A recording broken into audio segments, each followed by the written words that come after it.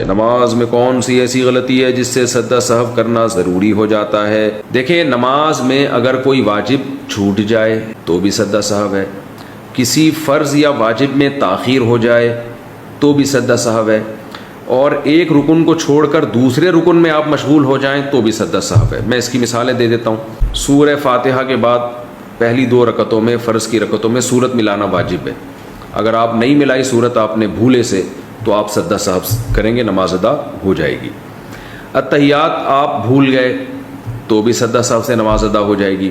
آپ سنت موقدہ پڑھ رہے تھے، 4 سنتیں جو ظہر سے پہلے ہوتی ہیں، یا وطر پڑھ رہے تھے، یا فرض نماز پڑھ رہے تھے، دوسری رکعت کے بعد آپ نے اتحیات پڑھ کے کھڑے ہونا تھا، لیکن آپ کھڑے نہیں ہوئے بلکہ آپ درود شریف پڑھ لیا آپ نے خاص مقدار کا، اللہم صلی علی محمد وعلی آل محمد کما صلیت علی، یہاں تک آپ نے درود شریف پڑھ لیا تو تاخیر سے آپ پر سجدہ سہو واجب ہو جائے گا۔